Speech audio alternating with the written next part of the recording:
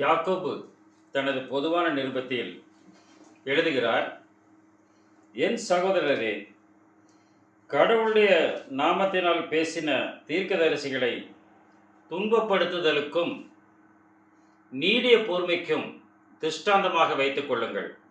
இதோ, பொறுமையாய் இருக்கிறவர்களை பாக்கியவான்கள் என்கிறோமே. யோபுவின் பொறுமையை குறித்து கேள்விப்பட்டிருக்கிறீர்கள். கடவுளுடைய செயலின் முடிவையும் கண்டிருக்கிறீர்கள். கடவுள் மிகுந்த உருக்கமும் இரக்கமும் உள்ளவராய் இருக்கிறார் என்று 5ஆம் அதிகாரம் 10-11 வசனங்களிலே யாக்கோபு எழுதுவதை நாம் பார்க்கிறோம். எனவே 3 வித சோதனைகள் யோபுவுக்கு வந்தது. 3 வித சோதனைகள் இயேசு கிறிஸ்துவுக்கு வந்தது. 3 வித சோதனைகள் ஆதாமுக்கும் வந்தது. அதே 3 வித சோதனைகள் நமக்கு வருவதற்கு வாய்ப்புண்டு என்பதை இந்த நாளிலே நாம் தியானமாக எடுத்துக்கொண்டு, சோதிக்கப்படுதல் அது 3 விதமான சோதனை தான், அதுக்கு மேல சோதனை இல்லை என்பதை இந்த இடத்துல நாம் சொல்லிக்கொள்ள கடமைப்பட்டவர்களாக இருக்கிறோம். ஒருத்தன் ஒரு மலை மேலே போயிட்டு இருந்தான். நல்ல ராத்திரி நேரம், மொபைல் வெளிச்சத்தில் தான் போகிறான். அவன் போக போக என்னாச்சுன்னு கேட்டால் அந்த மொபைல் கீழே வந்துடுது. நல்ல இருட்டு, அமாவாசை இருட்டு. போயிட்டு இருக்கும்போது அப்படியே நிதானத்தில் அவன் போகும்போது கால் சறுக்கி கீழே விழுகிறான். கால் சறுக்கி அவன் கீழே விழும்போது டக்குன்னு என்ன பண்ணுறான், ஒரு செடியை பிடிச்சிக்கிறான். ஒரு செடியோட வேரை பிடிச்சிக்கிறான்.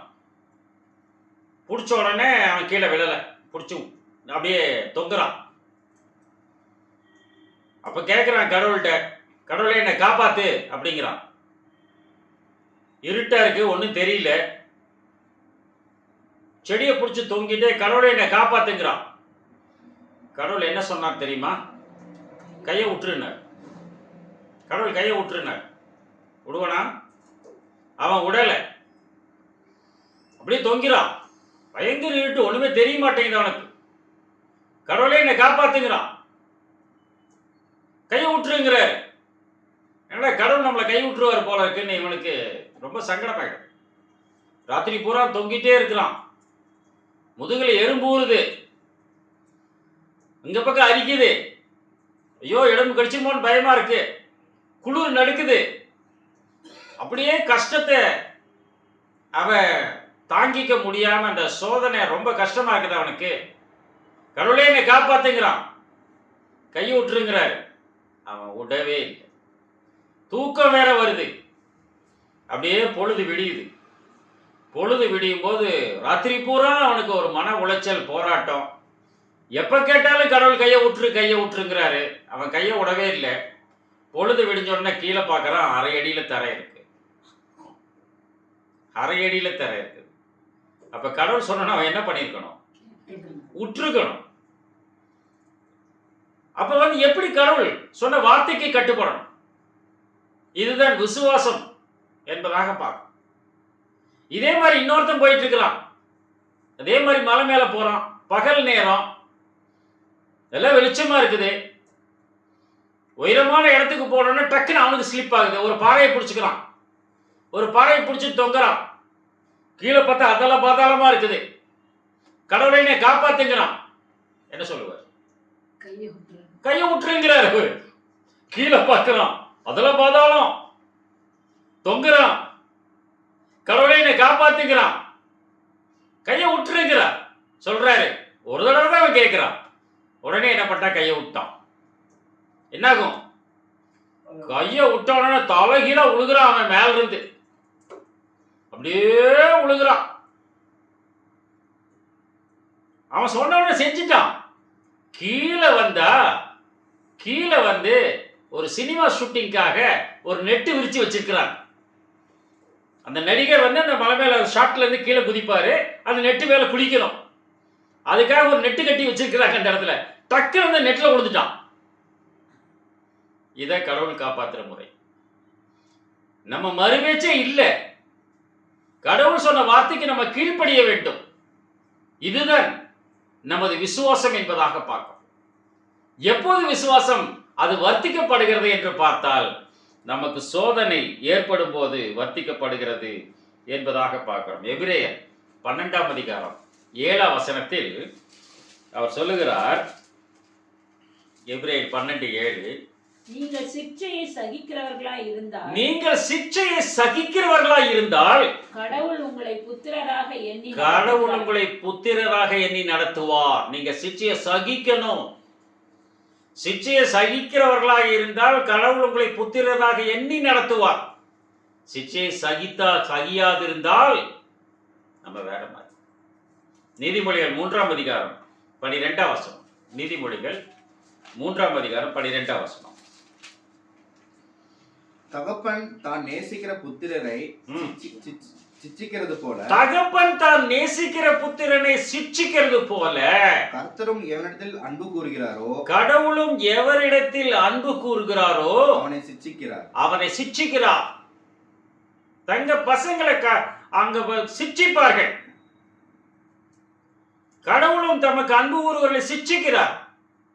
அந்த சிட்சை தற்காலத்தில் அது கடினமாக தோன்றலாம், பின்னாடி அது நீடிய ஒரு வாழ்வை கொடுக்கும் என்பதாக பார்க்கிறோம். உபாகமம் 8ஆம் அதிகாரம் 5ஆம் வசனம். உபாகமம் 8ஆம் அதிகாரம் 5ஆம் வசனம். ஒருவன் தன் புத்திரனை சிட்சிக்கிறது போல உன் கடவுளாகிய ஆண்டவர் உன்னை சிட்சிக்கிறார் என்று நீ உன் இருதயத்தில் அறிந்து கொள்வாயாக. இருதயத்தில் தெரிஞ்சுக்கோ. ஒரு தகப்பன் சிட்சிக்கிறது போல கடவுள் சிட்சிக்கிறார் என்பது இருதயத்தில். அதனால நமக்கு சிட்சை, நமக்கு கஷ்டங்கள், பாடுகள், துன்பங்கள் வந்துச்சுன்னா அதுக்கு பின்னாடி ரிவார்டு இருக்கு என்பதுதான் பொருள். அதான் ஒரு பையன் அவங்க அப்பா ரொம்ப கொடுமையா வளர்த்துறார். டேய் என்னடா ஃபேனை போட்டு வர்ற, சும்மா ஃபேன் ஓடிட்டு இருக்குது, ஆஃப் பண்றான். உடனே ஆஃப் பண்ணுவோம். ஏண்டா தண்ணி வீணா போயிட்டு இருக்குது, டேப் ஆஃப் பண்ண மாட்டேங்கிற, நீ பாட்டு தண்ணி பிடிச்சிட்டு வர்ற, ஆஃப் பண்ணு. Tape off. இதெல்லாம் குப்பை அங்கேயும் கிடக்குது, இதெல்லாம் எடுக்க மாட்டியா நீ? அது புள்ளகிட்ட மறு பேச்சு பேசக்கூடாது, குப்பை கிடந்தா எடுத்து போடணும். இப்படி என்ன பண்றாரு, அவனை எப்ப பாரு நொய் நொய் நொய் நொய்னு ஏதோ சொல்லிட்டே இருப்பார். இவன் என்ன பண்ணிட்டான், ரொம்ப சங்கடத்துல செய்வான் இந்த வேலையை. கடைசியில் அவன் படிச்சு முடிச்சுட்டு ஒரு இன்டர்வியூக்கு போறான். இன்டர்வியூக்கு போகும்போது நீங்க இந்த கதையை கேள்விப்பட்டிருப்பீங்க. போறான், போகும்போது அங்க பார்த்தா ஒரு ஓசு போட்டு தண்ணி போயிட்டு இருக்குது கார்டன்ல. இவன் பார்க்க நிறைஞ்சு வலிஞ்சிட்டு இருக்குது, தொட்டி நிறைஞ்சு வழியுது, கார்டன்ல போகுது. டக்குன்னு அந்த டேப் ஆஃப் பண்றான். அப்புறம் போனா இந்த ரூம்ல யாருமே இல்லை, ஃபேன் எல்லாம் ஓடிட்டு இருக்குது. இங்க டேபிள் இந்த ஸ்டாண்டு என்னது பெடஸ்டல் ஃபேன் ஓடிட்டு இருக்குது, மேல சீலிங் ஃபேன் ஓடுது. என்னடா ஒத்துமே இல்லை, ஃபேன் எல்லாம் ஓடிட்டு, டக்குன்னு ஆஃப் பண்றான். ஏன்? அவங்க அப்பா பழக்கம். அங்க பார்த்து குப்பை குப்பையா கிடக்குது, பார்த்து குப்பை தொட்டி பக்கத்து, அப்ப அதில் குப்பையெல்லாம் போய் போட்டுடலாம். அப்ப பழக்க தோஷம் செஞ்சிடலாம். உள்ள போனோட இன்டர்வியூ போனோடனே யுவர் செலக்டட். சார் என்ன சார் இன்டர்வியூ வைக்கல, யுவர் செலக்டட் எடுக்கிறீங்க, நாங்க டெஸ்ட் வெளியவே முடிஞ்சிச்சுட்டான். என்ன டெஸ்ட்? அந்த டேப்பை க்ளோஸ் பண்றது, குப்பையை பொறுக்கி போடுறது, ஃபேன் ஆஃப் பண்றதெல்லாம் டெஸ்ட். மற்றவனாலும் செய்யலதையே. அப்பதான் யாருன்னு ஆறுகிட்ட நன்றி சொல்லாம தகப்பனுக்கு நன்றி சொல்லலாம், பரம தகப்பனுக்கு நன்றி சொல்ல. அதுக்கு தற்காலத்துல அந்த கஷ்டங்கள்லாம் அது கஷ்டமா தான் தெரியும். பிற்காலத்தில் அது பழகிறவர்களுக்கு அது நீதியாக சமாதான பலனை தருங்கிறார். 1 கொரிந்தியர் 10ஆம் அதிகாரம் 13ஆம் வசனம். 1 கொரிந்தியர் 10ஆம் அதிகாரம் 13ஆம் வசனம். மனுஷருக்கு நேரிடுகிற சோதனையே அல்லாமல் வேற சோதனை உங்களுக்கு நேரிடவில்லை. வேற சோதனை உங்களுக்கு வராதுங்க சிஸ்டர் பிரதர். மனுஷனுக்கு நேரிடுகிற சோதனை அல்லாமல் வேற சோதனை உங்களுக்கு வராது. கடவுள் உண்மை உள்ளவராய் இருக்கிறார். உங்கள் திராணிக்கு மேலாக நீங்கள் சோதிக்கப்படுவதற்கு இடம் கொடாமல் சோதனையை தாங்கத்தக்கதாக சோதனையோடு கூட அதற்கு அதிலிருந்து தப்பித்துக் கொள்ளத்தக்கதான போக்கெடுத்து வைத்திருக்கிறார். குருவி தலையில பணங்காரை வைக்கிறதுன்னு சொல்லுவாங்க. அது எவ்வளவு பாரம் சுமக்குமோ அதுதான் வைக்க முடியாது. அதுக்கு மேல அது மேல சுமையை சுமக்க தூக்கி வைக்க முடியாது. ஏன்? அது உளுந்து செத்து போயிடுது தானே. எகிப்தில் ஆளோட்டிகளை வைத்து அவர்கள் எகிப்தியரை கொடுமைப்படுத்தினார்கள். இது நடந்தது. எவ்வளவு செய்வாங்க? அவன் முறையிடுறான். அவனால அவ்வளவுதான் தூக்க முடியும். 50 கிலோ தூக்க 50 கிலோ தான் 55 கிலோ வச்சு கீழே விழுந்துட்டான்னா என்ன பண்ணுவான்? அவனுடைய சூப்பர்வைசர் என்ன பண்ணுவான்? ஐயோ 55 கிலோ வச்சு கீழே விழுந்துருவான், ஒண்ணு மேல செத்தே போயிடுவான் அப்படின்னு என்ன பண்ணுவான்? 50 கிலோ கம்மியா தான் மேல வைப்பான். நீங்க எவ்வளவு சுமக்க முடியுமோ அவ்வளவு சோதனை தான் உங்களுக்கு வரும். இது கர்த்தர் அறிவா. உங்க சூப்பர்வைசருக்கே தெரியுது, ஆளோட்டிக்கு தெரிகிறது, ஏன் அவருக்கு தெரியாதா? அதுதான் நமக்கு வரக்கூடிய பாடுகள், துன்பங்கள், கஷ்டங்கள் என்பதா சோதனை. இந்த சோதனையை பார்த்தால் அது 3 விதமாக இருக்கிறது என்பதைத்தான் பார்க்கிறதா தலைப்பு. முதல் ஆதாமை நாம் எடுத்துக்கொள்ளலாம். ஆதாமுக்கு வைக்கப்பட்ட சோதனை 3 தான். அது ஒண்ணு உணவு சம்பந்தமான சோதனை, அதிலே விழுந்துட்டாங்க, அவ்வளவுதான். 2வது உடைமை சம்பந்தமான சோதனை, 3வது உறவு சம்பந்தமான சோதனை. 3 சோதனை தான் அன்றைக்கு ஆதாமுக்கு வைக்கப்பட்டது. உணவு சம்பந்தமான சோதனை, உடைமைகள் சம்பந்தமான சோதனை, உறவு சம்பந்தமான சோதனை. அதுதான் யோபுக்கும் வைக்கப்பட்டது. அதுதான் ஆண்டவராய் இயேசு கிறிஸ்துவும் வைக்கப்பட்டது. அதுதான் நமக்கு வைக்கப்படுகிறது என்பதா பார்க்க. உணவு சம்பந்தமான சோதனை வருமா வராதா? பிரச்சனையே அதுதாங்க. வாரத்துக்கு ஒருக்கா உபவாசம் பண்ணுங்க, வாரத்துக்கு ஒருக்கா நோன்பு இருங்க அப்படின்னு யாராவது செய்வாங்களா? வெள்ளிக்கிழமை விரதம் இருங்க செய்யறாங்களா? செய்வாங்க பிரதர் சிஸ்டர். ஆனா நைட்ல பிரியாணி வச்சு விளாசிட்டேன், காலையில இருந்து சாயந்தரம் வரைக்கும் ஒன்று சார். அப்ப நமக்கு உடம்பு சரியில்லை என்று சொன்னால் நம்ம என்ன பண்ணணும்? வாயை கட்டுப்பாடு பண்ணணும். உடம்பு சரியில்லை ஆஸ்பத்திரியில் அட்மிட் பண்றாங்க, என்ன பண்றாங்க? ஏதாவது கொடுக்குறாங்களா? ஒரு பிளேட் பிரியாணி கொடுப்பாங்களா? சில்லி சிக்கன் கொடுப்பாங்களா? ஆஸ்பத்திரியில் அட்மிட் ஆன உடனே ட்ரிப்பை போட்டு விடுவாங்க. ஒண்ணும் கிடையாதுங்க, உபவாசம், ஃபாஸ்டிங். அதை நீங்க வீட்டிலே செய்ய வேண்டியதுதானே, நம்ம செய்யல. அப்போ சர்க்கரைக்காரர்களுக்கு ஸ்வீட்டை கொண்டு வந்து வச்சா அவங்க என்ன பண்ணுவாங்க? இத்தினூண்டு லைட்டா காப்பி டீ சர்க்கரை இல்லாம குடிங்கன்னா கொஞ்சம் சர்க்கரை, அது நாட்டு சர்க்கரை போடுறோம், கிராமத்து சர்க்கரை போடுறோம், ட்ரைபல் சர்க்கரை போடுறோம், போயிட்டே இருங்க நீங்க. ஏன் அப்ப அந்த நாக்குக்கு நம்மை கெடுக்கிறது. நாம் உண்கிற உணவு நமக்கு ஆபத்தை விளைவிக்கிறது என்பதுதான் பொருள். அது யார் மூலமா வருது?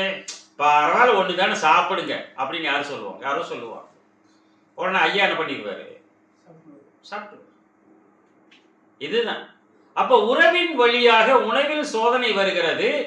அந்த உணவின் சோதனையில் விழுந்து போகிறவர்களாக மனுக்குலம் இருக்கிறது என்பதா பார்க்கிறோம். அடுத்தது உடைமை, சொத்து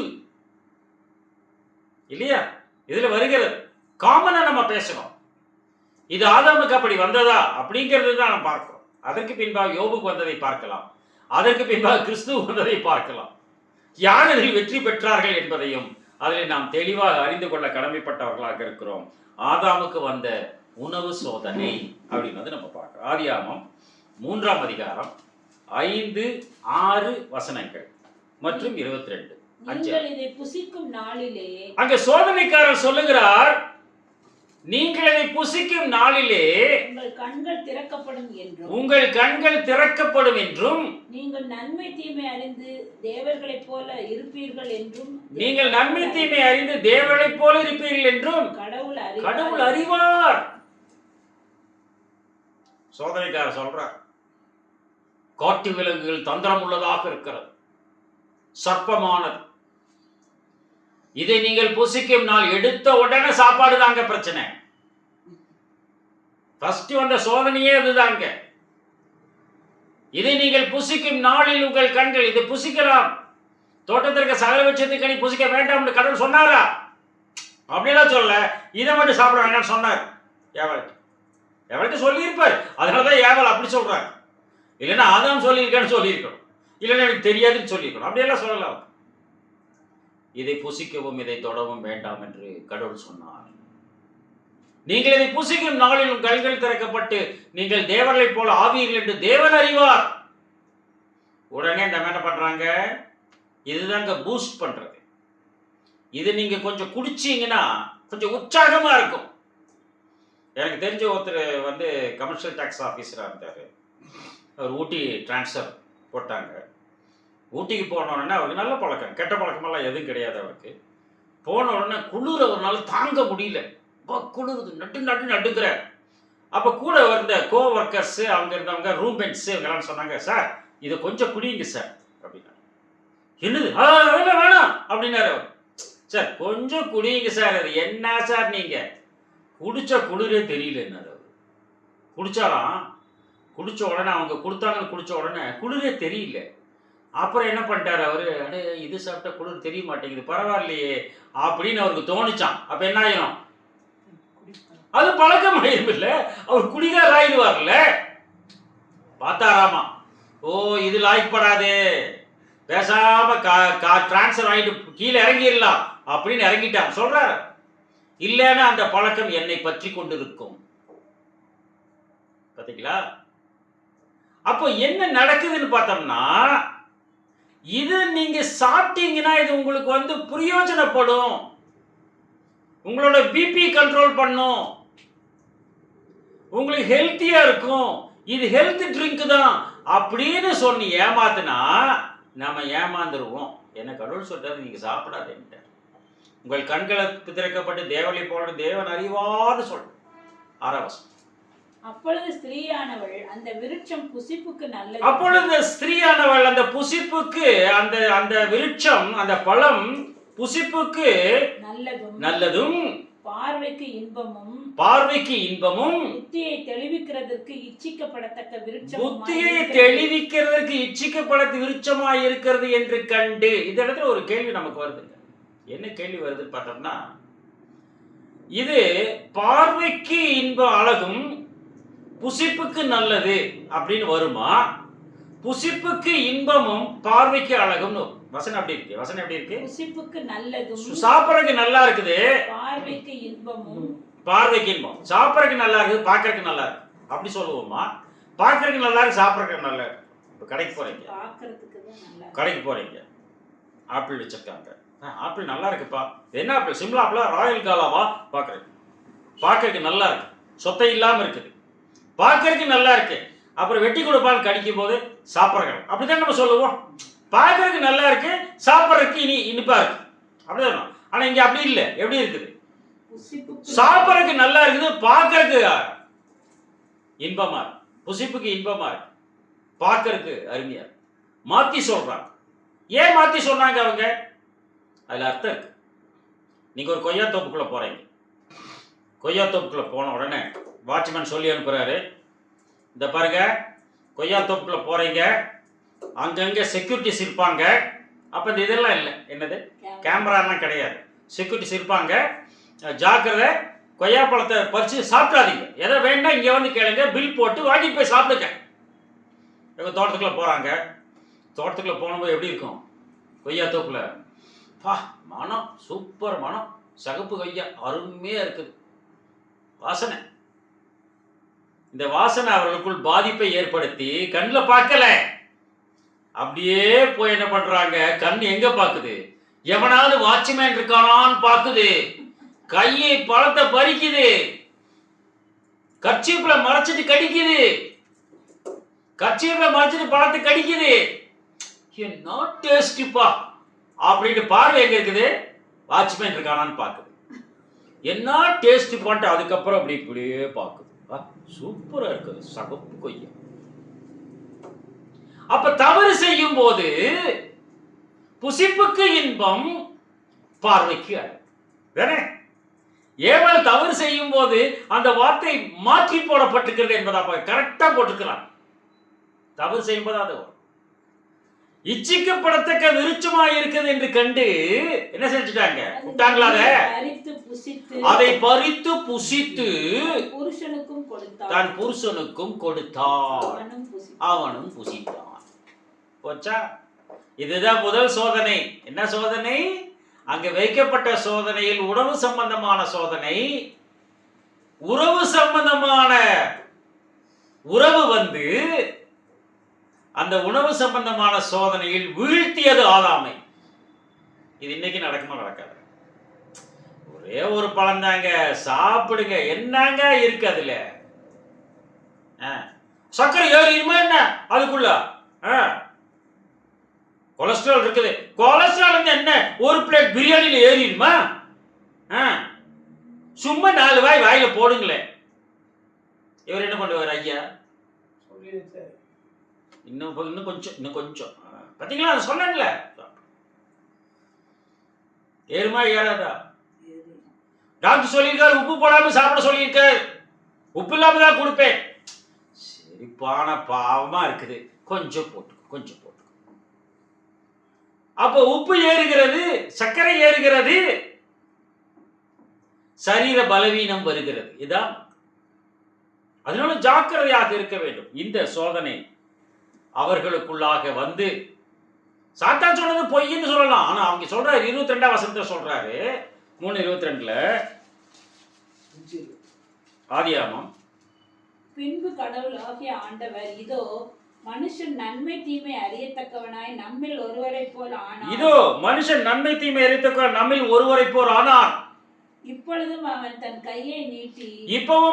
கையை நீட்டி ஜீவ விருட்சத்தின் கனியையும் பறித்து புசித்து என்றென்றும் உயிரோடு செய்ய வேண்டும் சில வெளியடிச்சான். அப்ப சாத்தா உண்மைதான் சொல்லி இருக்கிறான். ஆனா அதுல சர்க்கரை முலாம் பூசி கொடுத்திருக்கிறான். அது பொய்யது. சில மாத்திரை நீங்க சாப்பிட்டுருப்பீங்க, வாய்க்குள்ள போட்டோன்னு இனிக்கும். அப்படியே சப்பிட்டே இருந்தீங்கன்னா அந்த இனிப்பு மாறக்குள்ள தண்ணி ஊற்றி முழுங்கிடணும். அப்படியே சாப்பிட என்ன ஆயிரும்? சுகர் கோட்டட் டேப்லெட் உள்ள கசப்பு. தேவனை போல ஆவீர்கள், தேவன் அறிவார் அவர் தப்பானிக்க. ஆனா கட்டளையை மீறச் செய்தான். அதுதான் உண்மை. அதுதான் இங்க நடந்தது. இப்பவும் அவன் தன் கையை நீட்டி அப்படின்னா ஜீவ விருட்சத்தின் கனி எந்த பக்கம் இருக்கு? இவங்க நன்மை தீமை விருட்சத்தின் பக்கத்தில் நிற்கிறாங்க. இப்பவும் கையை நீட்டி ஜீவத்தின் கனியை பறித்து புசித்து என்று உயிரோடு போல செய்ய வேண்டும் சொல்லும் போது ஜீவத்தின் எவ்வளவு தூரத்துல இருக்கு? கையை கட்டின தூரத்துல தான் இருக்கு இல்லையா? அப்படி பிரதர் நீங்க சொல்றீங்க கையை கட்டின தூரம் அப்படின்னு சொல்றீங்கன்னு பார்த்தா அதுல 2 அதிகாரம் 9ஆம் வசனம் பாருங்க. தேவனாகிய கர்த்தர் பார்வைக்கு அழகும் புசிப்புக்கு நலமுமான. இங்க எப்படி சொல்ற பாருங்க, பார்வைக்கு அழகும் புசிப்புக்கு நலமுமான. இதான் கரெக்ட். ஆனா அந்த சொல்லும்போது மாத்தி சொல்றாங்க. சகலவித விருட்சங்களையும் தோட்டத்தின் நடுவிலே ஜீவ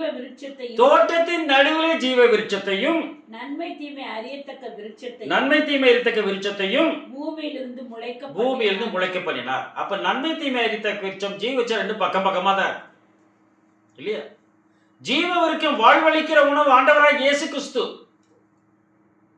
நன்மை தீமை அறியத்தக்க விருட்சம் பாவ விருட்சம். அது பாவ கனிகளை கொடுத்தது. அது பிசாசை தூண்டுதல் ஏற்பட்டது. அது கட்டளையை மீறச் செய்தது. எந்த கட்டளையை மீறச் செய்தது போது முதல் கட்டளையை மீறச் செய்தது. அதிலே 2ஆம் அதிகாரம் 16, 17 வசனங்களை படிங்க. தேவனாகிய கர்த்தர் மனுஷனை நோக்கி, அந்த மனுஷனாகிய ஆதாமை நோக்கி, நீ தோட்டத்தில் உள்ள சகல விருட்சத்தின் கனியையும் புசிக்கலாம். நீ தோட்டத்தில் உள்ள சகல விருட்சத்தின் கனியும் எல்லாம் நீ சாப்பிடலாம். ஆனாலும் நன்மை தீமை அறியத்தக்க விருட்சத்தின் கனியை புசிக்க வேண்டாம். அந்த நன்மை தீமை அறியத்தக்க விருட்சத்தின் கனியை நீ புசிக்க வேண்டாம். அதை நீ புசிக்கும் நாளில் சாகவே சாவாய். அதை புசிக்கும் நாளில் நீ சாகவே சாவாய். நீ நீ புசிக்கிற அன்னைக்கே செத்து போயிரு. புசிக்கும் நாளில் இருக்கிற சாகவே சாவாய், செத்துக்கொண்டே சாவாய்.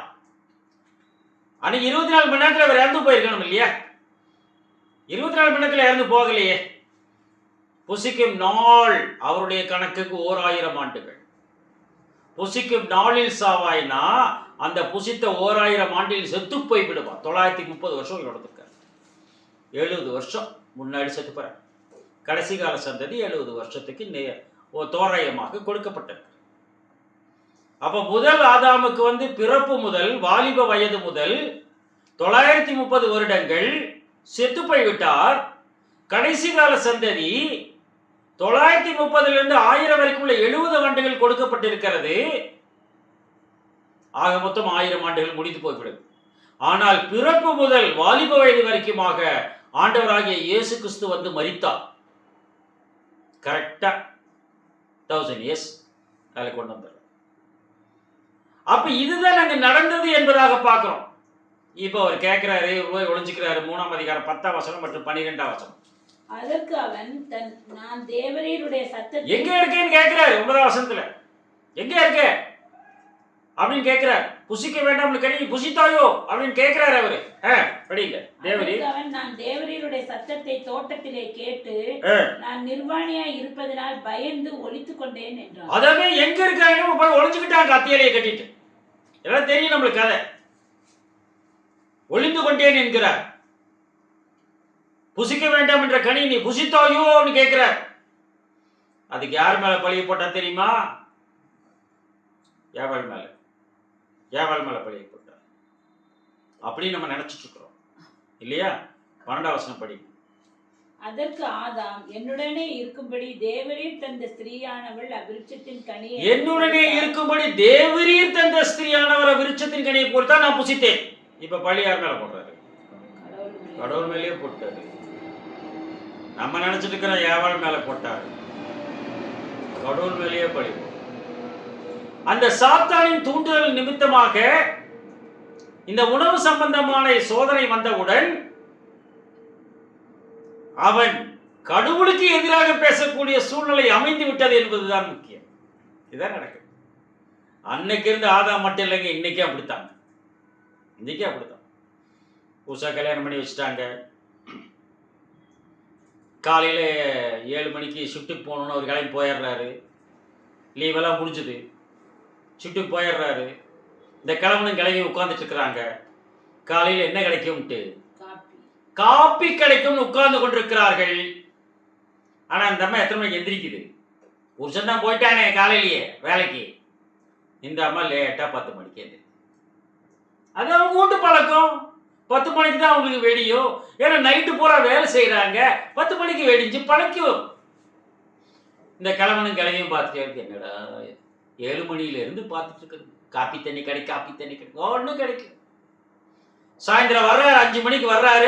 ஷூவை கழட்டிட்டு இருக்கிறாரு மாப்பிள்ள பையன். என்னடா உன் பொண்டாட்டி காலையில ஒரு காப்பி தண்ணி கூட வச்சு கொடுக்க மாட்டேங்கிறாளே அப்படின்னு உடனே இவர் என்ன சொன்னாரு? நீ பார்த்து கட்டி வச்சது தானே. பழி ஒரு பக்கம், பாவம் ஒரு பக்கம். நீ பார்த்து கட்டி வச்சது தானே. அன்னைக்கு ஆதாம் அதேதான் சொன்னான். நீ தானே கொடுத்த, நானா கேட்டேன். நான் தனிமையா இருப்பது நல்லதல்ல, எனக்கு ஏற்ற துணை உண்டாக்கி கொடு நானா கேட்டேன். மனுஷன் தனிமையா இருப்பது நல்லதல்ல, அவனுக்கு ஏற்ற துணை உண்டாக்க நீதையா சொன்ன. நீ தானே கொடுத்த. அந்த அம்மா கொடுத்து நான் சாப்பிட்டேன். உணவு சம்பந்தமான சோதனையில் உறவு சம்பந்தமான காரியத்தை வைத்து வீழ்த்தடிக்கப்பட்டான் ஆதாம். நமக்கு இன்னைக்கு அப்படித்தானா? இன்னைக்கு இருக்கக்கூடிய சகோதர சகோதரிகள் அப்படித்தான் இருக்க என்பதாக பார்க்கிறோம். 2வதாக அவருக்கு வந்தது உடைமைகள் சம்பந்தமான சோதனை என்பதாக பார்க்கிறோம். படிகால 2ஆம் அதிகாரம் 19-20. தேவனாகிய கர்த்தர் வெளியின் சகலவித மிருகங்களையும் ஆகாயத்தின் சகலவித பறவைகளையும் மண்ணினாலே வெளியின் சகலவித மிருகங்களையும் ஆகாயத்து சகலவித பறவைகளையும் மண்ணினால் உருவாக்குகிறார் ஆண்டவர். மண்ணினால் உருவாக்குகிறார். அப்ப மண்ணில் தான் படைச்சாரான்னு ஒரு கேள்வி நம்ம பட்டோம்னா அதுல 1ஆம் அதிகாரம் 20ஆம் வசனம் படிங்க. அப்புறம் தொடர்ந்து வந்துருவோம். அதே 1ஆம் அதிகாரம் 20ஆம் வசனம். பின்பு தேவன் நீந்தும் ஜீவ ஜந்துக்களையும் பூமியின் மேல் வானம் என்கிற ஆகாய விரிவிலே பறக்கும் பறவைகளையும் ஜலமானது திரளாய் ஜனிப்பிக்க அப்ப பறவைகளை எதில் படைத்திருக்கிறார்? தண்ணீரில் படைத்திருக்கிறார். அப்படிதானே? பறவைகளை, புள்ளினங்களை ஜலமானது திரளாய் ஜனிப்பிக்க கடவுதுனால 1 அதிகாரம் 20ஆம் வசனத்துல. அப்ப தண்ணியில படிச்சா நமக்கு புரிஞ்சிச்சு. இப்ப நம்ம படிச்சோம் 2 அதிகாரத்துல 19ஆம் வசனத்துல பறவைகள் எதுல படிச்சாராமா? மண்ணினால் படைச்சாருங்கிறார். என்னங்க ஆதியாம வாசிக்க ஆரம்பிச்சாவே குழப்பம் வருது, எடுத்த உடனே குழப்பம். சரி, இப்படி எடுத்துக்குவோம். முதல் அதிகாரத்து பறவைகளை தண்ணீரில் படைத்தார், 2ஆம் அதிகாரத்தின் பறவைகளை மண்ணில் படைத்தார். சொல்லமா? சொல்ல முடியுமா? முடியாது இல்லையா? ஏன் விலங்குகளை மண்ணில் படைத்தவர் பறவைகளை தண்ணீரில் படைத்தார்? தண்ணிக்கு கீழே என்ன இருக்கும்? மண் இருக்கும். விலங்குகளை பூமிக்கு மேலிருந்த மண்ணில் படைத்தார், பறவைகளையோ தண்ணீருக்கு கீழே இருக்கும் மண்ணில் படைத்தார். என்னங்க அது? ஏங்க அவருடைய ப்ராசஸ்? இப்போ நல்லி எலும்பு கொடுத்தீங்கன்னா நீங்க என்ன பண்ணுவீங்க? கல் வச்சு கொட்டி சாப்பிடுவீங்க இல்லையா? ஆனா கோழிக்கால் கொடுத்தீங்கன்னா என்ன பண்ணுவீங்க? கல் தேவைங்களா? இல்லை. ஏன்? அது ஹாலோவா இருக்கு, சாஃப்டா இருக்கு. அப்ப இந்த கோழி எலும்பு, பறவைகள் எலும்பு சாஃப்டா இருக்கணுங்கிறதுக்காக தண்ணி வழியாக எடுக்கிறார். 2 மண்ணில் தான் படைச்சிருக்கார். ஏன் சாஃப்டா இருக்கணும், ஹாலோவா இருக்கணும்? அது வானத்துல பறக்கணும், மிருகம் பறக்க வேண்டாம். எது? அது லேசா இருக்க வேண்டும்.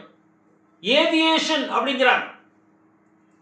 அப்ப மேல பறக்கணும். அது அதனால பாடி ஸ்ட்ரக்சர் மாறுது, ஏரோடைனமிக் கொடுக்கிறாரு.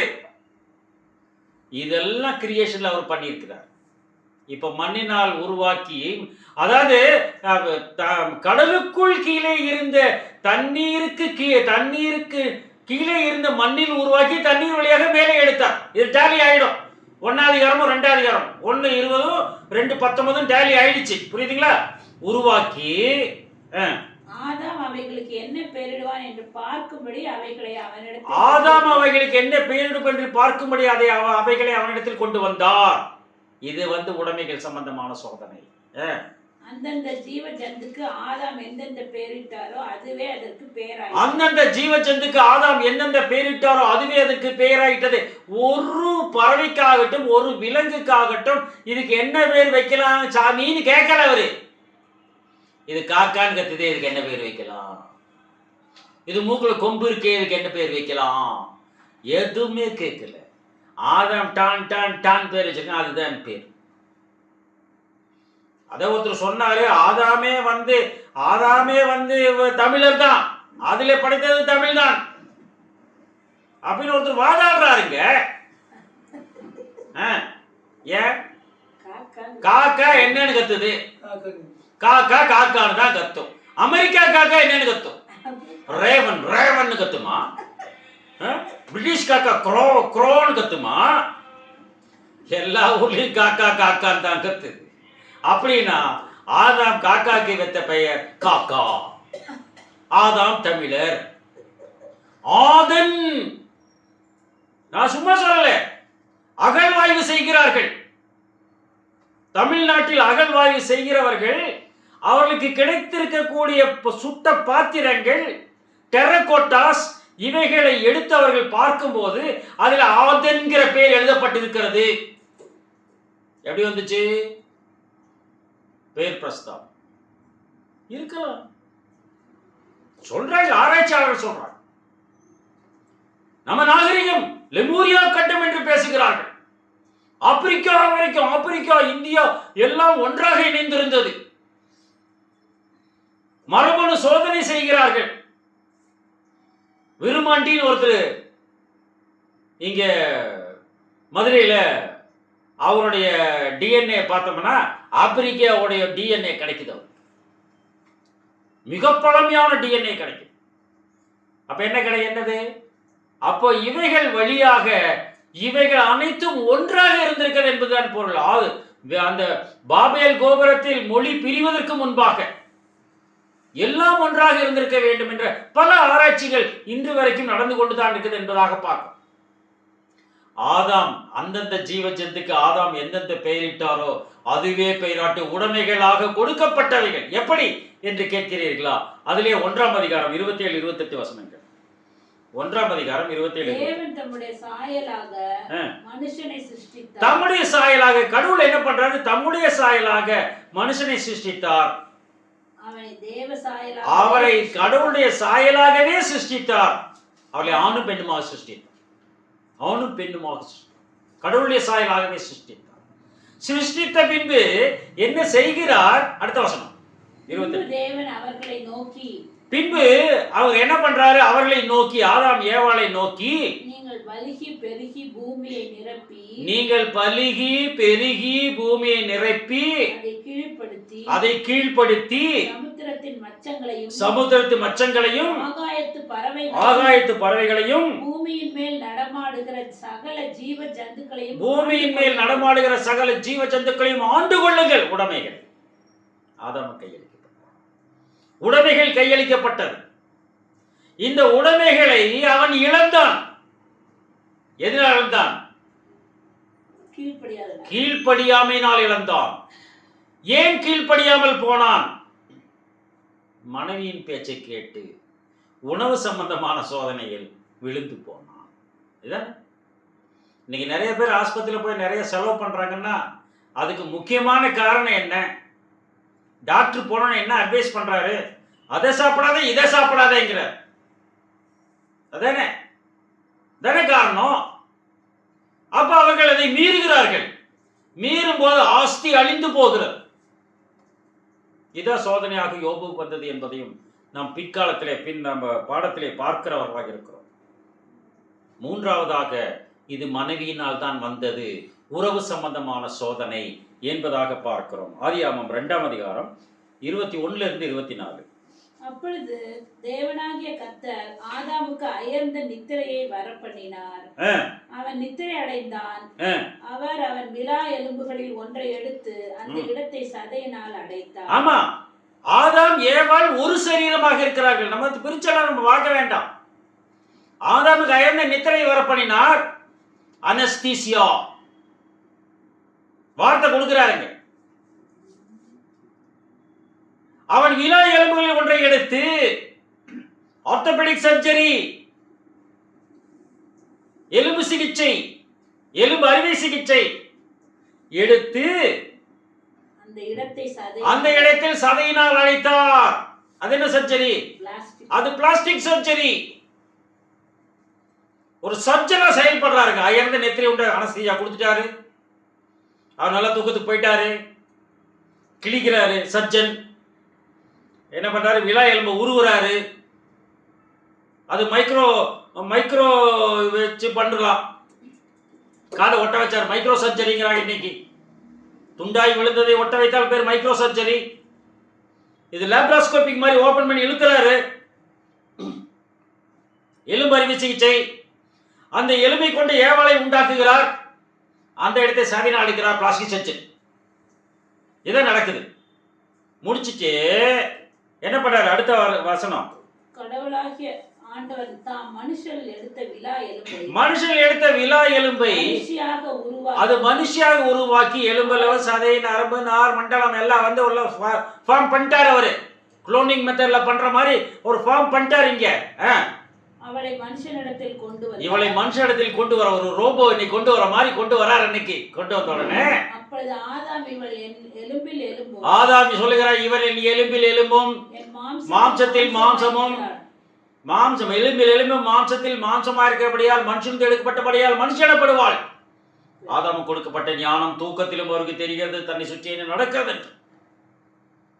அதான் அவருக்கு கொடுக்கப்பட்ட ஞானம். என்ன நடக்குது தெரியுது.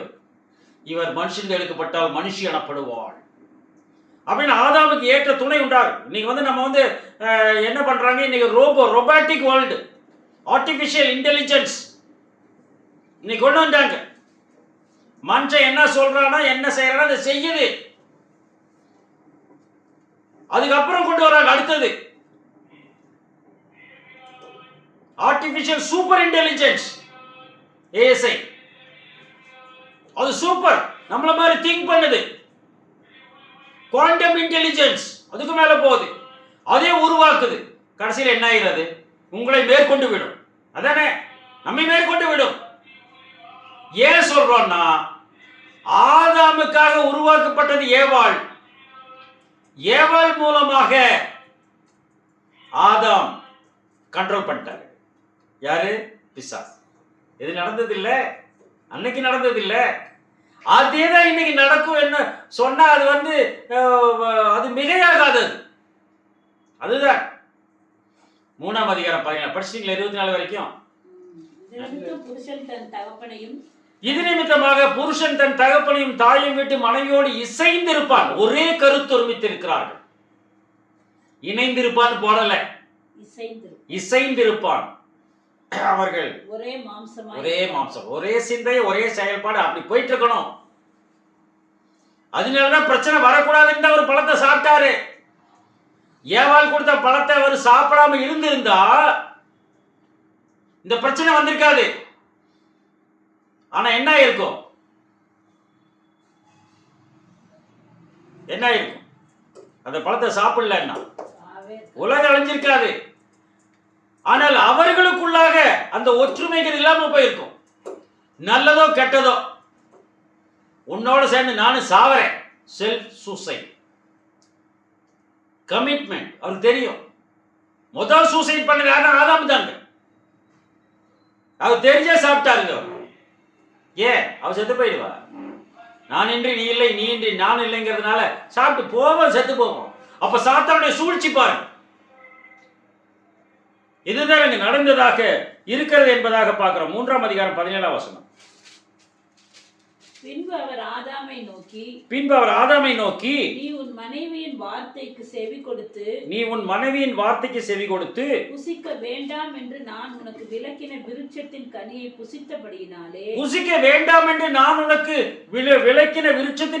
புசித்தபடியால் பூமி உன் நிமித்தம் சபிக்கப்பட்டிருக்கும். முதல்ல என்ன ஆரம்பிச்சாரு இந்த வசனம்? நீ உன் மனைவியின் வார்த்தைக்கு செவி கொடுத்து புசிக்க வேண்டாம் என்ற கனியை நீ புசித்தபடியால் பூமி உன் நிமித்தம் சபிக்கப்பட்டிருக்கும். எல்லாம் போச்சு, உடைமைகள் போச்சு, எல்லாம் அழிந்தது. ஜாக்கிரதை உடையவர்களாக. யோபுவுக்கும் அதே சோதனை தான் வந்தது. தேவனை தூஷித்து ஜீவனை விடுனா கேட்டார். அவரு கேட்கல. இன்னைக்கு நாமும் இயேசுவுக்கு மனமாக்கியாக இருக்கிறோம் என்று சொல்லிக்கொண்டு நாம் இயேசுவுக்கு அட்வைஸ் பண்றவங்களா இருக்கிறோம். இருக்கு இல்லையா? பின்னாடி நம்ம பார்க்கலாம். மனைவியின் வார்த்தைக்கு செவி கொடுத்து புசிக்க வேண்டாம் என்ற கனி நீ புசித்தபடியால் பூமி உன் நிமித்தம் சபிக்கப்பட்டிருக்கும். நீ வருத்தத்தோட அதன் பலனை புசிப்பாய். அதுதாங்க சோதனை. வருத்தத்தோட அதன் பலனை புசிப்பாய். உனக்கு முள்ளும் குறுக்கும் உழைப்பி. நீ வேதனையோடு நெற்றி வியர்வையினால் ஆகாரத்தை புசிப்பாய். அப்ப அத்தனை வருவதற்கு காரணம் என்ன? சாத்தானின் சூழ்ச்சி மனைவியை ஏமாத்தியது. நகையை பாலிஷ் பண்ற எத்தனை மணிக்கு வருவாங்க வீட்டுக்கு? பகல்ல வருவான். எத்தனை மணிக்கு வருவான்? 11 மணிக்கு வருவான். ஏன்? 11 மணிக்கு லேடிஸ் வீட்டுல தனியா இருப்பாங்க, பிள்ளைங்க ஸ்கூலுக்கு போயிடுவாங்க, ஆம்பளைங்க வேலைக்கு போயிடுவாங்க. 11 மணிக்கு வருவாரு பாலிஷ் போடுறவரு. எதை கரைச்சிட்டு போயிடுவாரு? நகை உடைமைகளை கரைத்து கொண்டு சென்று விடுவார். நடக்குது இல்ல? ஏமாத்திரவன் அப்படிதான் வருவான். ஜாக்கிரதையா இருக்கணும் என்பதாக அந்த இடத்துல நமக்கு ஒரு புரிதலை ஏற்படுத்துகிறார் என்பதாக பார்க்கும். அவன் மனைவிக்கு ஏவாள் என்று பெயர்கள் ஜீவனோட 3:20 படிங்க. ஆதாம் தன் மனைவிக்கு ஏவாள் என்று பெயரிட்டார். ஏனெனில் அவள் ஜீவனுள்ளோருக்கெல்லாம் தாயானவள். அவர் ஜீவனுள்ளோருக்கெல்லாம் தாயார். அதையும் சொல்லுவாங்க. ஏவாளை பார்த்து என்ன கூப்பிட்டாராமா? ஏ வா அப்படின்னாராமா. அதனால ஏ வா தமிழ்ல பேசினாராமா ஆதாம். அப்படி சொல்றாங்க.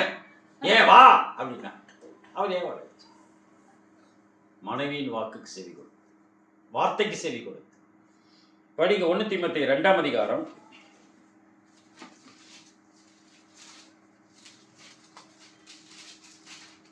11 படிங்க, 18 15 வரைக்கும். ஸ்திரீயானவள் எல்லாவற்றிலும் அடக்கமுடையவளாய் இருந்து ஸ்திரீயானவள் எல்லாவற்றிலும் அடக்கமுடையவராய் இருந்து அமைதலோடு கற்றுக்கொள்ள கடவர்கள். அன்னைக்கு இன்னைக்கு அட்வைஸ் பண்றதுல யாருங்க? பொம்பளைங்க தான் அட்வைஸ் பண்றாங்க. உபதேசம் பண்ணவும் புருஷன் மேல் அதிகாரம் செலுத்தவும் ஸ்திரீயானவளுக்கு நான் உத்தரவு அது உபதேசம் பண்ணவும் புருஷன் மேல் அதிகாரம் செலுத்த நான் உத்தரவு கொடுக்கல. வீட்டுக்காருக்கு ஒண்ணும் தெரியாது, ஆஞ்சோட தாங்க எல்லாம் செய்வார். இவரு அப்படிதான் சொல்லுவார், நமக்கு இதை பத்தி எல்லாம் தெரியாதுங்க, அவங்க சிஸ்டர் தாங்க எல்லாமே சொல்லுவாங்க. இதைதான் சொல்றாரு அவர். அவள் அமைதலாக இருக்க வேண்டும். எண்ணத்தினாலெனில் முதலாவது ஆதாம் உருவாக்கப்பட்டார், பின்பு ஏவாள் உருவாக்கப்பட்டார். மேலும் ஆதாம் வஞ்சிக்கப்படவில்லை, ஸ்திரீயானவளோ வஞ்சிக்கப்பட்டு மீறுதலுக்கு உட்பட்டாள். நீ தேவனை தூஷித்து ஜீவனை விடுன்னு சொல்ற அளவுக்கு வஞ்சிக்கப்பட்டு மீறுதலுக்கு உட்பட்டார். அதனாலதான் இங்க பிரச்சனை வந்தது. அப்படி இருந்தும் தெளிந்த புத்தியோடு இருந்தால் பிள்ளை பெற்றவர் ரட்சிக்கப்படுவார் என்று சொல்லுகிறார். ரோமர் 7 அதிகாரம் 11 வசனம். ரோமர் 7:11. பாவமானது கற்பனையிலே சமயம் பெற்று என்னை வஞ்சித்தது, அதனாலே என்னை கொன்றது. பாவம், மீறுதல் பாவம். புரியுதுங்களா? எனவே பிரியமானவர்களே, இந்த நாளிலே 3 சோதனை வைக்கப்பட்டது. இன்றைக்கு 3 சோதனைகள் தான், அதில் மாற்று கருத்தே கிடையாது. அன்றைக்கு இயேசு கிறிஸ்துவும் வைக்கப்பட்டது 3 சோதனை. கல்லுகள் அப்பமாக அப்படி சொல்லுங்கிற உணவு சம்பந்தமான சோதனை. பூமியில எல்லாத்தையும் காட்டி இது எல்லாத்தையும் நீ என்ன உழுது வழங்கி இந்த உடமைகள் பூரா உனக்கு தர்ற உடமைகள் சம்பந்தமான சோதனை. நீ தேவனுடைய குமாரனை ஆனால் தாள குதி. நீ உண்மையாவே அந்த அப்பாவுக்கு நீ பிறந்திருந்தா குதிட்டா பார்க்கலாம். உறவு சம்பந்தமா டெம்பர் டெஸ்ட், அதுல மழை விழுந்து விடுவார். இயேசுவுக்கு வைக்கப்பட்ட சோதனை, யோபுக்கு வைக்கப்பட்ட சோதனை அதேதான். உடைமைகள் அழிந்தது, உணவு சம்பந்தமான ஆடு மாடுகள் அழிந்தது, மனைவியும் திட்டினாள், ஆனால் வெற்றி கொண்டார். இயேசுவும் வெற்றி கொண்டார். அதனால்தான் யோபு பத்தி அவங்க அழகா எழுதுறார். அதை திருப்பி வாசித்து முடித்துக் கொள்ளலாம். யாக்கோபு 5 அதிகாரம் 10-11 வசனம். என் சகோதரரே, கர்த்தருடைய நாமத்தினாலே பேசின தீர்க்கதரிசிகளை துன்பப்படுத்துதலுக்கும், என் சகோதர சகோதரிகளே, கர்த்தருடைய நாமத்தினால் பேசின தீர்க்கதரிசிகளை துன்பப்படுத்துதலுக்கும் நீடிய பொறுமைக்கும் அந்த திருஷ்டாந்தமா வச்சுக்கோங்க. இதோ பொறுமையா இருக்கிறவர்களை பாக்கியவான்கள் என்கிறோமே. யோபுவின் பொறுமையை குறித்து நீங்கள் கேள்விப்பட்டிருக்கிறீர்கள். கர்த்தருடைய செயலின் முடிவையும் கண்டிருக்கிறார். இரட்டிப்பான ஆசீர்வாதம் கிடைத்தது. கர்த்தர் மிகுந்த உருக்கமும் இரக்கமும் உள்ளவராய் இருக்கிறார். பிதாவாகிய யாவே கடவுள் ஆண்டவராய் இயேசு கிறிஸ்து கொண்டு இந்த வார்த்தைகளை ஆசீர்வதிப்பார்கள். ஆமென்.